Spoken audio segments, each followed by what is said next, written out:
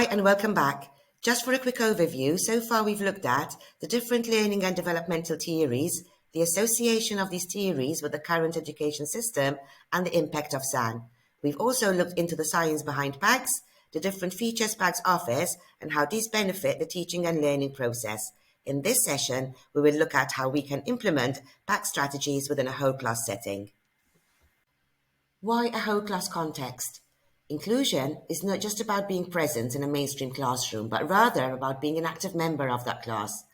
Now, we know that some learners struggle to cope with everything coming their way, but we also know how important it is that they feel valued and are not made to feel differently, particularly when working on differentiated materials. For this reason, PAGS allows for 4 different pathways. Teachers can incorporate SEN activities with those set for the rest of the class, involve other learners in activities that stem from the needs of a SEN child, take advantage of incidental situations that arise, and of those there will be many in the classroom, or individualize the learning process. But let's have a closer look at what these pathways are about and what they entail. But first, take a minute to read through these descriptors and decide which best describe each of the pathways.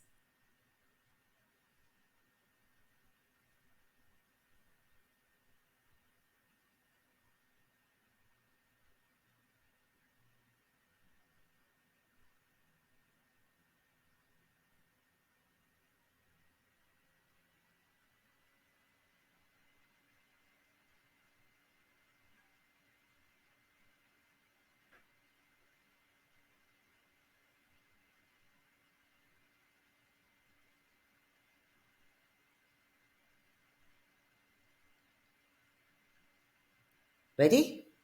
Let's have a look at them together then. SEN learners will have a number of personal targets set. When we take the incorporating route, we support them in achieving these targets through the topics and activities that have been planned for the rest of the class. Now, what do we mean by this?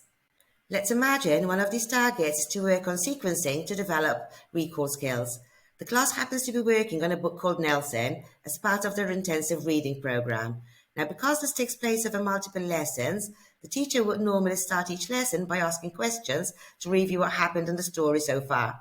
This time, however, the teacher starts off with a picture story sequencing activity, just as you can see on the screen, before going on to elicit more information from the learners.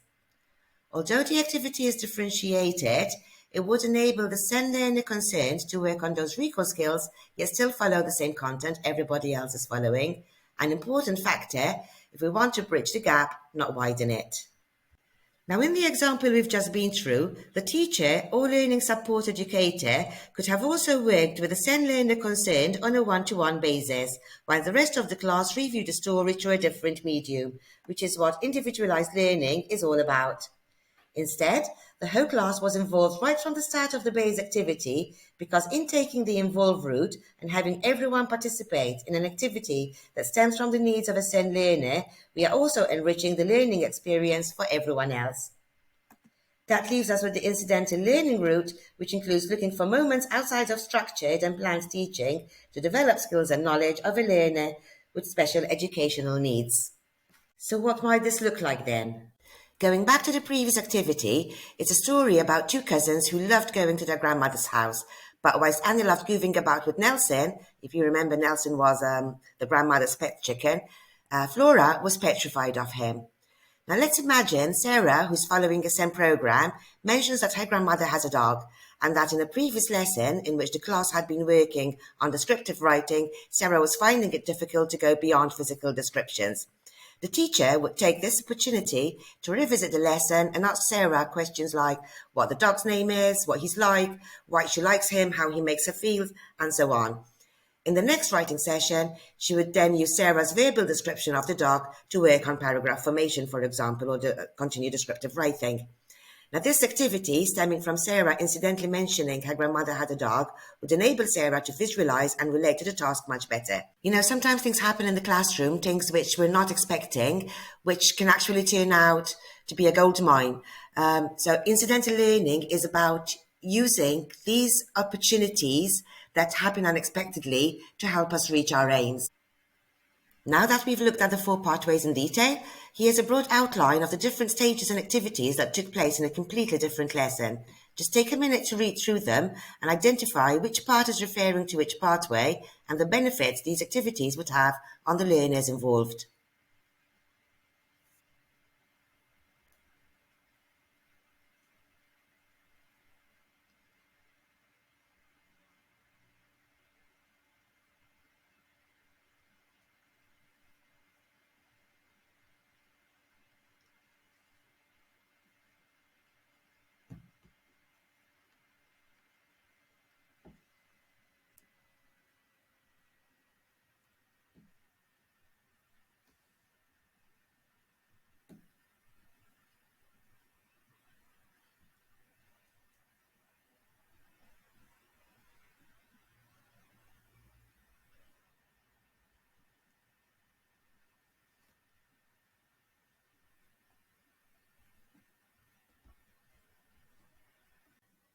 Okay, let's just go through it together then.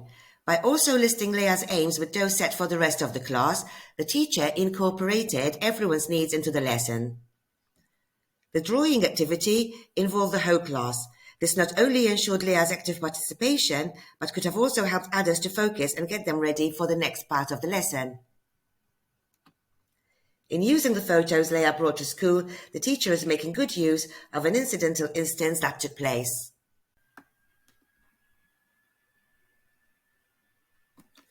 In having the LSC work on a one-to-one basis with Leah, the teaching and learning process was individualised to Leah's needs.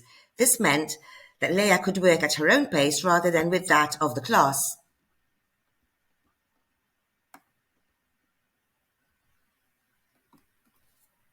And having her share her work with everybody else again incorporates Leah's works with what everybody else is doing, showing she's a valued member of the class. As you can see, targets and objectives can be handled in a multitude of ways. For the next activity, I'd like you to consider everything we've said about implementing PAGS targets and strategies. What you can see on the screen right now is the profile of a 10-year-old SEN learner, together with the targets and strategies that PAGS generated. I'd like you to read through it, think of what you are currently teaching, and decide how these learning objectives can be implemented into your lessons. You'll need to stop the video and take some time to plan for it, of course. Then come back and we'll go through some lesson ideas together. Right, so by now you should have an action plan in place. Now, before we explore the different lesson ideas, just keep in mind that you might have decided on implementing these strategies using different content. That's okay. It's the principle behind these activities that's important. So let's see how we can do this. Learners could sequence instructions for a physical activity in a language class, fractions in a math class, or create a timeline of events in a history class. They could devise a warm-up activity and use it during a peer lesson. In both cases, a discussion could be held about the effect of leaving out any of these steps in any of the activities. Now, these activities alone would have helped us reach our first 2 targets, that of carrying out an activity in the correct order and engaging the learner in exercises. So what else can we do? In a PSHE lesson, learners could be given different images that show different emotions. They then identify emotions and match them to a situation. Working in groups, they decide what to do in each of these situations that they had been matching. Discussions could be aided through cue cards, of course. Now this would address the 3rd target, approval and rejection of others. Of course, learners could role-play a situation during a drama lesson, a situation which includes events leading up to a particular moment, helping the learners to not only understand the importance of the sequence of events, but also how our choices, including non-verbal ones, impact outcomes. Strategies can be used throughout different lessons and at different times, as we have seen in the activities we've just been through. But that is not to say that we can't incorporate multiple strategies into one activity. In this example, learners are asked to identify which emojis show good feelings and which show feelings that are less good, followed by a short discussion about which one reflects the learner's mood at that particular point in time, and of course what is making them feel that way. They next separate the emojis into 3 groups, the happy, the sad, and the angry group, and sequence them. Finally, focusing on the sad and the angry group, They decide what can be done to feel better, in each of the emotions that these emoticons are depicting, choosing from the options listed other side on the right-hand side here. Now remember that our Sen learner enjoyed watching football and water polo, so you could have learners associate different feelings with different situations that could arise in sports, such as this listed in task 1 here. After this, having completed this, learners can then complete task 2, where you engage them in small, short conversations about what's, the different sports activities and the different stages in these sports activities entail. And finally, they devise a short activity that helps the team warm up and, of course, list the steps for it. In the last 2 activities, both the one in which we use the emojis to help our learner recognize the different emotions and help them understand what can be done in order to feel better when going through the different emotions, and the one in which we associated the different emotions to things that could happen within a sport activity, would have practically covered all our targets, from carrying out an activity in the correct order to engaging the learners in exercising or having them recognize appropriate behavior, to getting them to use adjectives and appropriate sentence construction. But of course, the activities would need to be done in stages, because if there's too much information going towards a Sen learner in a short space of time, you're risking that you overwhelm the learner. So that brings us to the end of the implementation part. We will now look at how administrators can use PAGS and how the different features that PAGS offers can benefit, for example, Senkos. From an administration point of view, PAGS allows you to collate information such as that related to strengths, developmental needs, what needs to be done to be able to take your learner forward, progress that has been made and successes that have been achieved, areas that were covered, and of course the next steps. Now the beauty of it all that PAGS will allow you to generate insightful reports that are automatically populated with the data you input, reports which can also be customized to suit the needs of your school and which will save you tons of time. Now when it comes to Sen, paperwork is a necessary evil.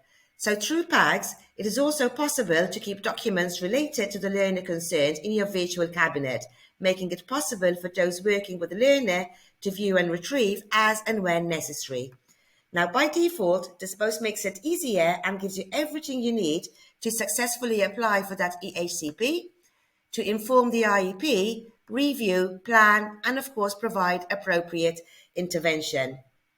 And all of this is done through a few simple clicks from the dashboard of your platform. Now, once you are on the dashboard and you go to your learner section and select the learner you want to work with, you'll not only be able to access the assessments, targets, strategies, and record progress, as has been explained earlier on in the training. Now that progress is important because at the end of the day, we want to show, the evidence that we have about the progress that has been made. You'll also be able to track where you are with those targets through this visual on the right-hand side,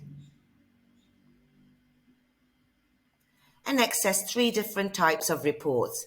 Our 360-degree report gives A to Z details of your learners and will also include visuals to support what the report is saying. The APDR document is a report which shows the assessment details, the progress that has been achieved so far, what you are currently working on with the learner, and any reviews that need to be scheduled. And for those of you working with an individualized education plan, you'll also be able to access this type of plan customized to the needs of your school. And that completes our training together. Now, our mission at PAGS is to increase the chances for learners to succeed in education and professional life after that. But we're also here to facilitate your work. So reach out if you feel we can assist you in any way. We're always happy to help.